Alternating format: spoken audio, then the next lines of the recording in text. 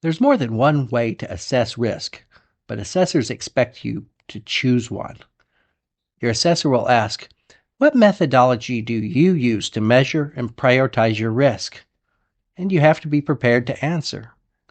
In this video, we'll talk about the difference between qualitative, quantitative, and hybrid risk assessment methods. And we'll talk about how to choose the best one that fits your organization's size, its maturity, and its compliance obligations. First, let's talk about qualitative risk. Qualitative is describing something that you feel. Is it low? Is it medium? Is it high? Well, how likely is it? Really likely? Not so likely? Kind of likely?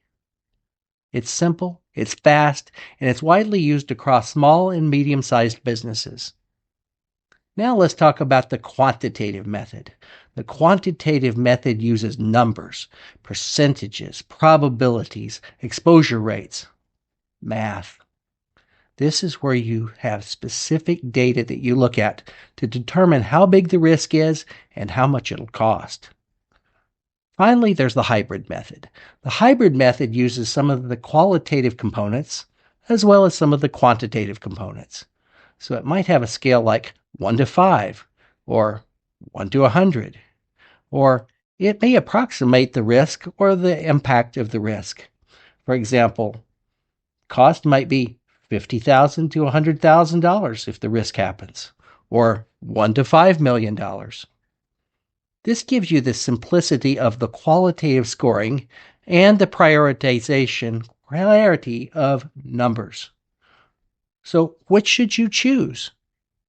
Well, for most small to medium-sized contractors, the hybrid model is usually best because it provides an easy way to implement, and it's got enough granularity to justify mitigation priorities. For the larger contractors, quantitative is very often used. But your organization should select the method that matches your maturity level and your leadership's preference. Whichever method you choose, it has to be documented in your risk assessment methodology. Assessors don't really care which one you use, as long as you apply it consistently. In the next video, we'll see exactly how to formalize the chosen method in a CMMC-compliant risk assessment methodology document. And we'll turn this decision into an auditable artifact.